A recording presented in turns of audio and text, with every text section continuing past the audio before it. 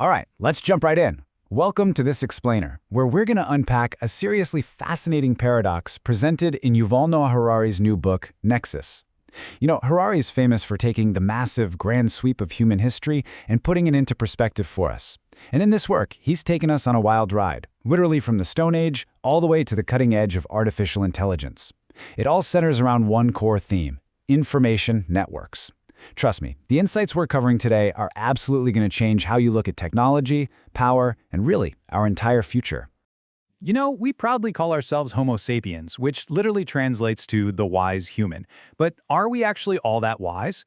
Really think about it for a second. Over the last 100,000 years, we've gathered this absolutely unprecedented amount of power. We've completely conquered the globe, we've cured diseases, and we can instantly communicate with someone on the exact opposite side of the planet. But despite having all that knowledge and all that immense power, we're currently teetering on the brink of ecological collapse. We're actively stockpiling doomsday weapons, and we honestly seem completely at the mercy of our own tech. So power is clearly not the same thing as wisdom. If we're supposedly so smart, why are we so incredibly prone to self-destruction?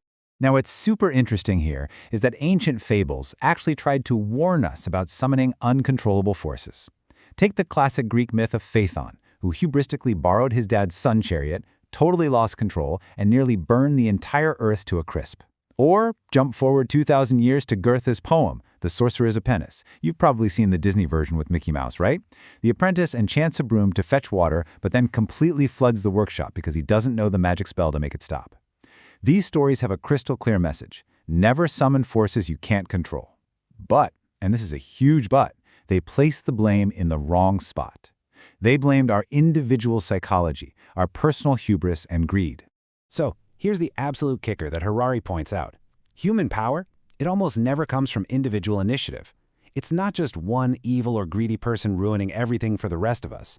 Human power always, without exception, emerges from large-scale cooperation between massive numbers of people. Which means our problem isn't actually an individual psychological problem, it's a network problem. And if we peel back one more layer, Harari argues it's fundamentally an information problem. Because at the end of the day, information is simply the glue that holds all these massive human networks together. But let's look at the dark side of that glue. Historically speaking, incredibly powerful networks weren't always bound together by the truth. Actually, it's quite the opposite. For tens of thousands of years, humans have created order and enforced cooperation by spreading fictions, mass delusions, and total fantasies. Just think about the darkest periods in our recent history, like Nazism or Stalinism. Those weren't weak, failing networks. No, they were exceptionally powerful, highly robust networks that were unfortunately held together by incredibly cruel and misleading ideas. George Orwell completely hit the nail on the head with his chilling phrase, "Ignorance is strength." It just proves that massive collaborative networks don't actually need facts to successfully seize power. Section 1, the naive view of information. So this perfectly captures the prevailing theory today. It's this super optimistic, almost religious assumption of modern tech. The idea that if we just gather and process more information, it's automatically going to lead us to the truth. And that truth, according to the theory, magically splits into two amazing rewards. First, it gives us unprecedented power, and second, it gives us the wisdom to use that power perfectly. Under this worldview, the antidote to literally any problem is just throwing more data at it. Racism? Oh, that's just a lack of historical and biological facts. Poor healthcare decisions? You just need more data. More information is somehow always the magic cure. And look, this naive view isn't just some fringe, obscure idea. It has literally been the semi-official ideology of the internet age for decades now. Right before the Berlin Wall fell, Ronald Reagan boldly stated that information is the oxygen of the modern age and that it breezes through the Iron Curtain as if it was lace. Years later, we heard leaders like Barack Obama echoing those exact same sentiments. It's the whole foundational philosophy of Silicon Valley. Google and Facebook were literally built on the premise that connecting people and making all information universally accessible would naturally make the world open, fair, and just. Section 2. Goethe versus Google. The Duality of Data. 25%. Let that number sink in for a second. Back at the end of the 18th century, the family of the famous German poet Johann Wolfgang von Goethe was quite wealthy. They had means. Yet out of the 7 kids in his family, only Goethe himself and his sister even lived to see their 7th birthday. And it gets worse. Goethe later had 5 children of his own, and 4 of them died within just 2 weeks of being born. The culprit, as we know today, was likely Rh disease, which is just an incompatibility of blood types between parents. The result was this chilling survival rate of exactly 25%. And the crazy thing, back then, that was just completely normal. Now contrast that survival rate with today, 99.5%. That is the survival chance for kids under 15 in Germany right now. Rh disease is highly treatable today, with a mortality rate of less than 2%.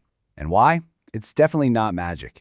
It is purely thanks to the massive collection, analysis, and sharing of unimaginable amounts of medical data all over the globe. In this specific case, that naive view of information we talked about, it was entirely correct. Gathering data directly led to truth, to power over the disease, and to the wisdom to save millions of lives. Yet here we are, smack in the middle of a massive paradox. Today, you and I carry more information in our pockets than was held in the entire ancient library of Alexandria. But do those vast oceans of data actually make us any wiser? While information is literally shooting around the Earth at the speed of light, we find ourselves closer than ever to our own destruction. We're actively destroying critical ecosystems, pumping out greenhouse gases, and ironically enough, we're using our hyper-advanced knowledge to stockpile increasingly deadly doomsday weapons. We have the power, absolutely, but our wisdom is lagging dangerously behind. Section 3. The AI Horizon. Right now, there are 2 completely clashing ideologies playing out among the absolute smartest minds on the planet. Over on one side, you've got the AI optimists, guys like investor Mark Andreessen and futurist Ray Kurzweil. They lean super heavily into that positive, naive vision. To them, AI is going to cure cancer, solve poverty, and basically just save the world. They even view its rapid, unchecked development as a fundamental moral obligation.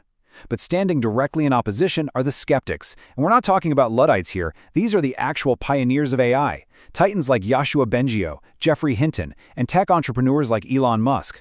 And they are explicitly warning us that unchecked AI could lead to the marginalization or even the complete extinction of humanity. And the experts? They are genuinely, deeply divided here. A massive 2023 survey of nearly 2,800 AI researchers revealed something pretty shocking. Over a third of these experts believe there is at least a 10% chance that advanced AI leads to an outcome as dramatic as human extinction. 10%. And look, this isn't some cheesy Hollywood movie with Terminators running down the street firing lasers. We're talking about far more subtle but equally disastrous scenarios where we slowly just lose control over the very foundations of our own society. Because of all this, Harari is sounding the alarm on a looming silicon curtain. Just like the Iron Curtain violently split the world into hostile camps in the 20th century, this new curtain, which is made of silicon chips, algorithms, and lines of code instead of barbed wire, could divide us even further. It wouldn't just pit rival global superpowers against each other in a terrifying algorithmic arms race, it could actually permanently erect a wall between humanity itself and the machines that have, let's be honest, essentially begun to dictate our reality.